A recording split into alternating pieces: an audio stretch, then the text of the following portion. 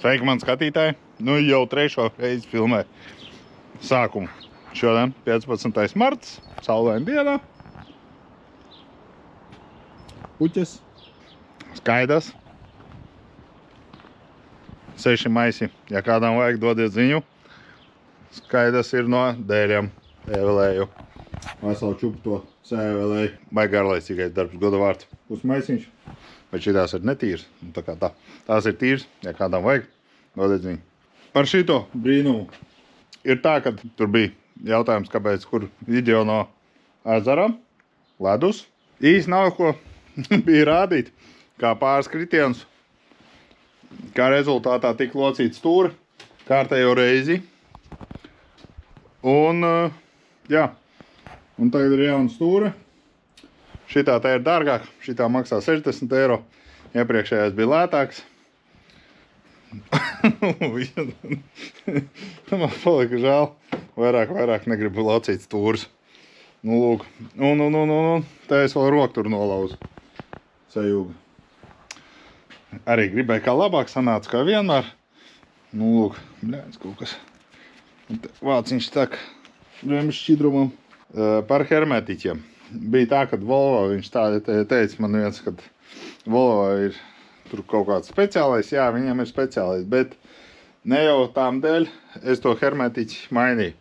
Mainīju es hermetiķi dēļ tā, ka uzklājot viņu, viņam paliek gar malām, lūkot šitādi te, ja var redzēt, tādi diegi.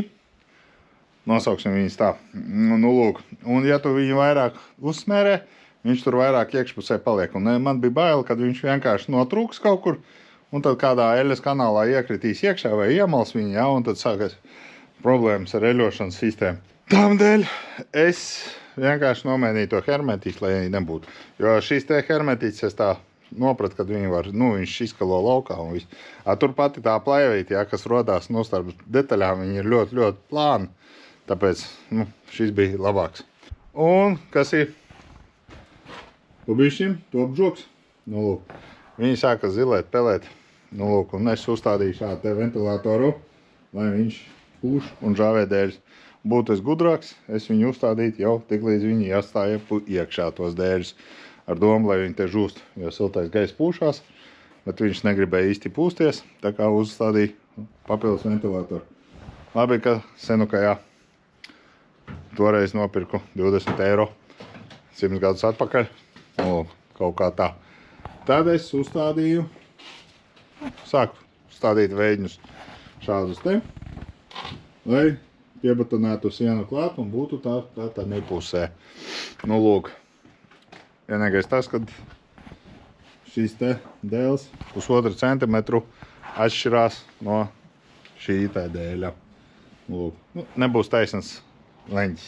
Es domāju, gan nekas traks. Nu, lūk.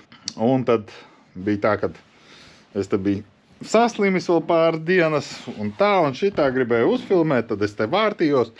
Labi, kad man tad, tā, veiksmīgi tur. Nu, lūk. Nu, kā to veiksmīgi var teikt?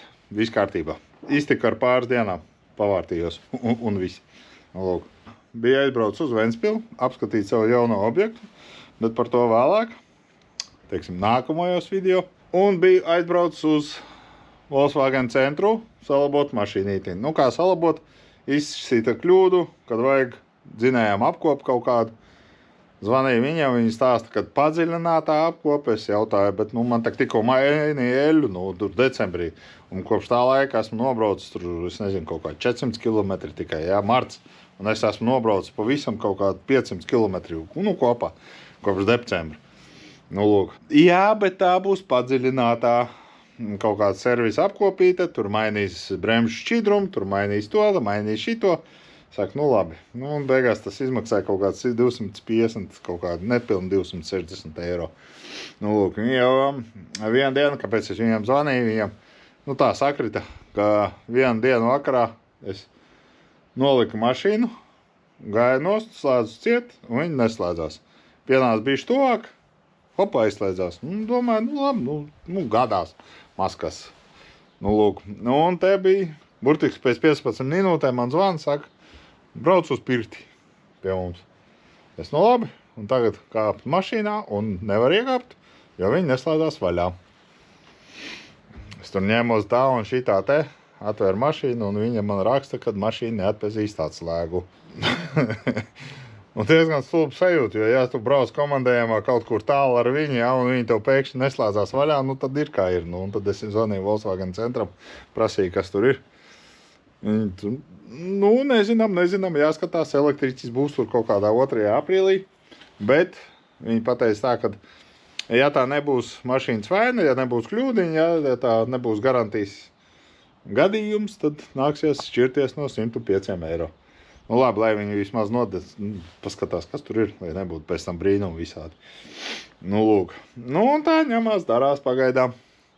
Šeit vēl nekā nav darījušies. Bet nekas, man drīz 20. datumos sāksies atvaļinājums, un tā sāks ārdīt šito te brīnumu arī ārā. Nu lūk, šitam te nopirku oktu un pakaļēju riepu pasūtīju. Pasūtīju no Polijas, tāpēc, ka viņi iznāk tik un tā lētāk nekā Latvijā, es nezinu kāpēc, ar visu piegādi, un svaigāks gads.